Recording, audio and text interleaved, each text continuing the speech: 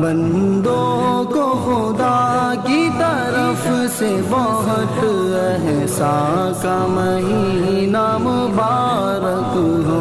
رمضان کا مہینہ مبارک ہو۔ خواتین و حضرات، السلام علیکم ورحمۃ اللہ وبرکاتہ۔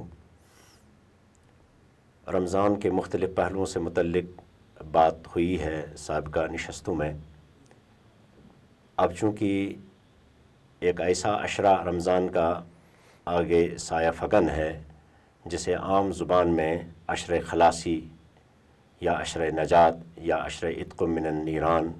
کے نام سے یاد کیا جاتا ہے، ہر چند کی جس حدیث مبارکہ سے استشہاد کر کے رمضان کے 3 حصے بتائے جاتے ہیں کہ اس کا پہلا حصہ رحمت، دوسرا مغفرت اور تیسرا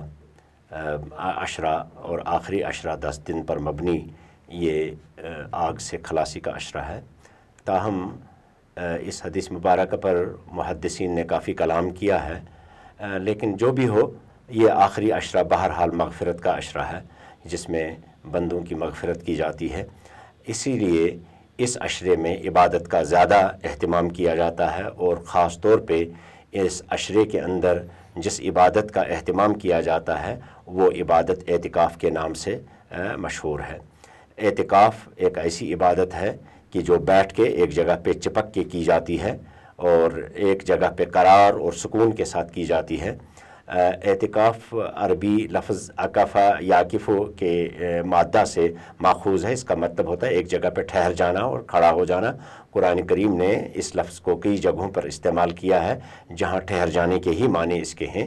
لیکن جب ہم اعتکاف کہتے ہیں تو یہ اس کے ایک شرعی معنی ہے اور اس اعتکاف کے ایک ٹیکنیکل معنی ہے۔ اس سے پہلے کہ مفتی سید محمد ابراہیم صاحب سے ہم بات کریں، آئیے اس اہم پہلو کی طرف اپنی توجہ مبذول کریں کہ انسانوں کے اندر 2 طرح کی خصلتیں پنپتی ہیں اور پروان چڑھتی ہیں۔ ایک خصلت ہے ایک جگہ پہ بیٹھے رہنے کا، اور ایک خصلت ہے بیٹھنے میں زیادہ اس کو دلچسپی نہیں ہوتی ہے ایک شخص کو، بلکہ وہ اٹھتا رہتا ہے اور گھومتا پھرتا رہتا ہے۔ دوسرے الفاظ میں اگر انسان کے اندر ایک جگہ پہ سکون و قرار سے بیٹھنے کی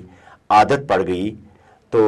اس سے جھنجھوڑنے کے لیے اسلام نے ہمیں نماز کا فریضہ انجام دینے کے لیے حکم فرمایا ہے۔ اور ہم دیکھتے ہیں کہ اگر ایک شخص صبح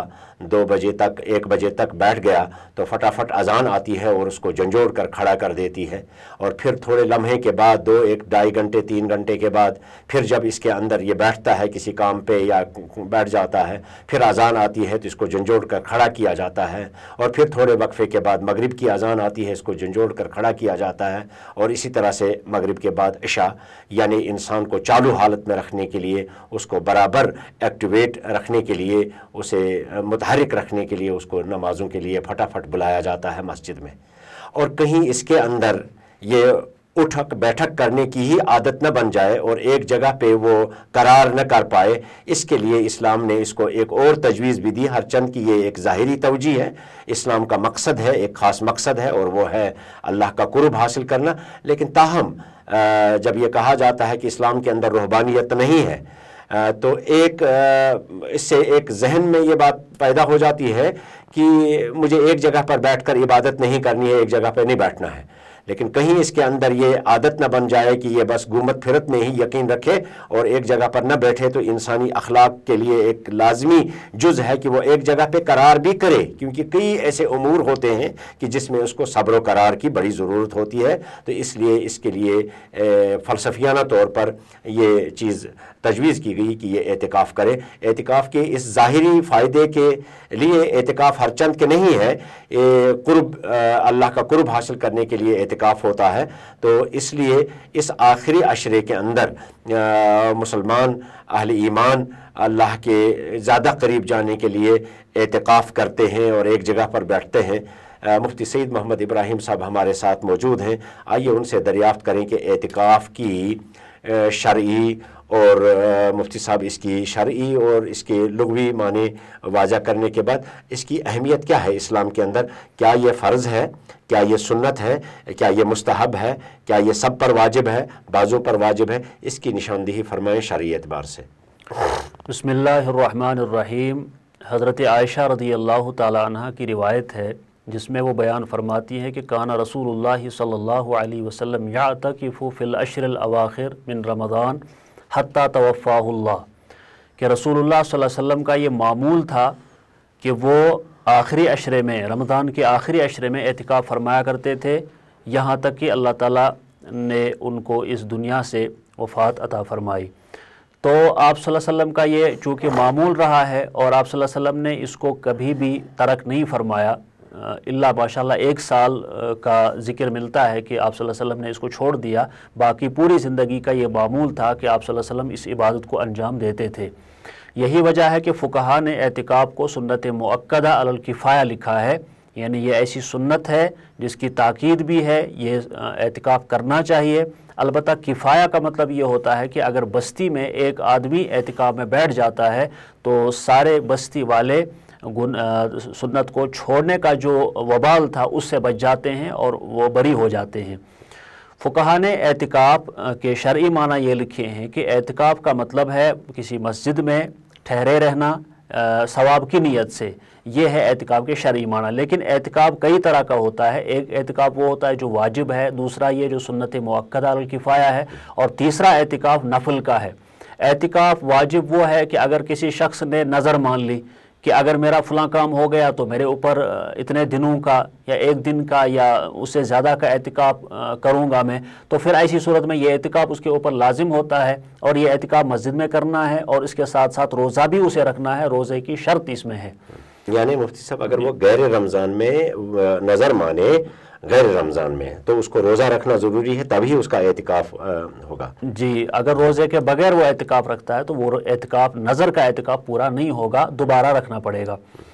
دوسری قسم جو ہے وہ ہے رمضان کے آخری عشرے میں جو اعتکاف کرتے ہیں اور جو مسنون ہے، اس کو سنت مؤکدہ علی الکفایہ کہا گیا ہے۔ اس کے لیے بھی ظاہر سی بات ہے یہ رمضان میں ہوتا ہے اور روزہ تو ہوتا ہی ہے، تو اگر کوئی شخص مثلا یہ روزے کے بغیر رکھنا چاہے تو وہ اعتکاف درست نہیں ہوگا، البتہ نفل اعتکاف رکھ سکتا ہے۔ مفتی صاحب یہاں بھی ایک نکتہ ہے کہ اگر ایک شخص جو وہ روزہ نہیں رکھ سکتا، یعنی کوئی مرض میں مبتلا ہے، کوئی ایسی چیز ہے کہ وہ اس کے مرض کے بڑھنے کا احتمال ہے، تو وہ روزہ نہیں رکھے گا، تو اس صورت میں اگر وہ اعتکاف کرنا چاہے تو کیا کرے؟ یعنی ادھر ڈاکٹروں نے اس کو لکھا ہے کہ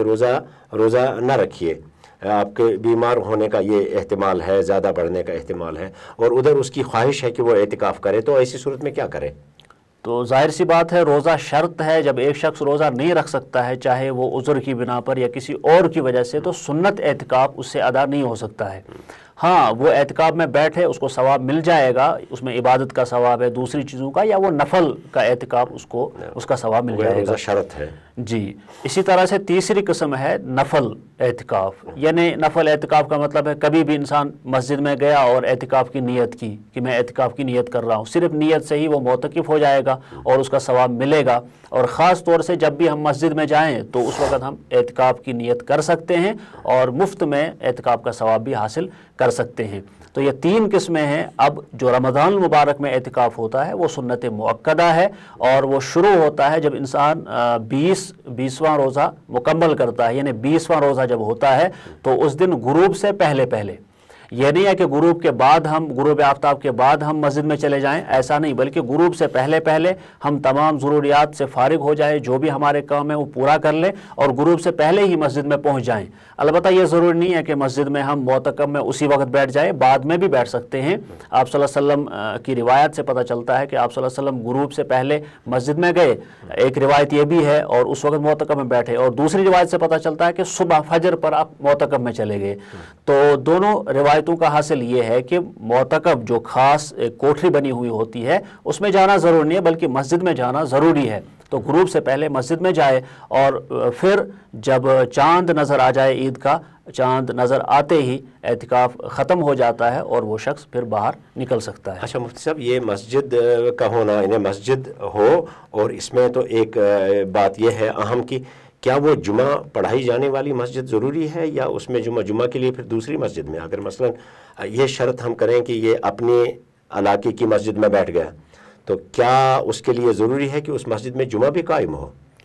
فقہا نے افضل تو لکھا ہے کہ اعتکاف کرنے کے لیے مسجد کا انتخاب کرے تو اس میں لکھا کہ سب سے زیادہ بہتر یہ ہے کہ مسجد حرام میں اعتکاف کرے، پھر اس کے بعد مثلا مسجد نبوی میں یا مسجد اقصیٰ کی بات کہی ہے، لیکن اس کے لیے شرط نہیں ہے کہ ایسی مسجد میں ہم اعتکاف کریں جس میں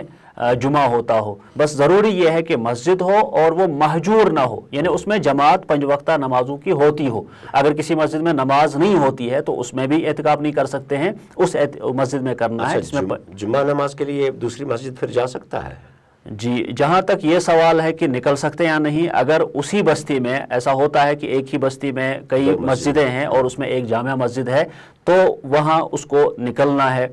جمعہ پڑھنے کے لیے، لیکن جب